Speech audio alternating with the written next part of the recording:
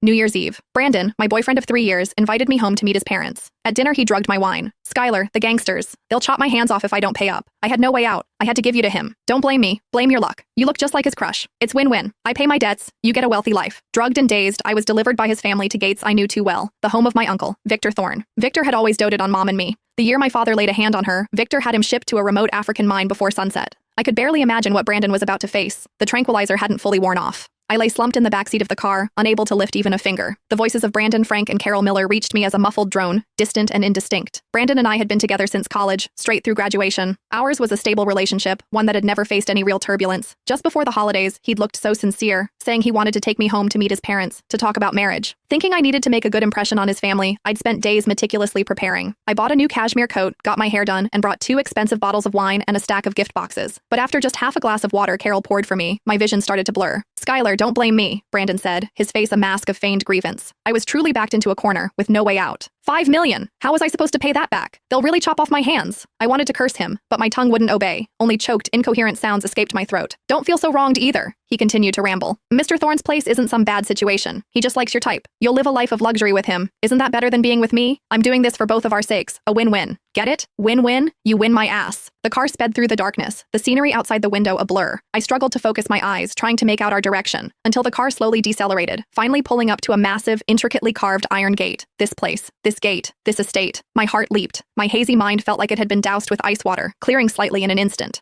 No way. It couldn't be. Brandon and his mom dragged me out of the car, one on each side, practically pulling me across the front lawn of the estate. My cashmere coat was disheveled and torn. My heels were long gone. 2 straight-backed men stood by the door, watching us approach with expressionless faces. "Gentlemen, please inform Mr. Thorne. We truly couldn't raise the money, so we came up with a new way to settle the debt." Frank Miller bent at the waist, fawning over the men in black suits at the door. "We've brought Mr. Thorne a New Year's gift. He's definitely going to like it." One of the men shined a flashlight beam across my face. The light stung my eyes, making me squint. "Her?" His voice was flat. Yes, exactly. My son's girlfriend," Carol quickly chimed in, forcefully pulling my face straight. "See? Doesn't she look exactly like the woman Mr. Thorne commemorates every year? We specifically found out about that. And she's a dancer. Very graceful. She'll be attentive to his needs." My stomach lurched. The man was silent for a few seconds, then gestured to a subordinate nearby. "Go inform him." He turned back to us. "Whether it works out or not, I can't say. Just come inside and wait." "Thank you, sir. Thank you." Brandon nodded profusely, bowing repeatedly, as he dragged me towards the main house. By the time I was pulled into the parlor on the first floor, my legs had given out. I collapsed onto the cold floor. "Mr. Thorne is with a guest. Wait here," the man said, then left. As soon as the door closed, Brandon immediately crouched in front of me, a mix of anxiety and calculation on his face. "Skylar, help me out, just this once." He grabbed my shoulders and shook me. "When Mr. Thorne comes, just say you came willingly. Please, I won't look down on you. I promise I'll treat you well afterward." I stared at him, unable to make a sound. "Don't you dare stay silent." Carol also leaned in, her nails digging into my arm. "If the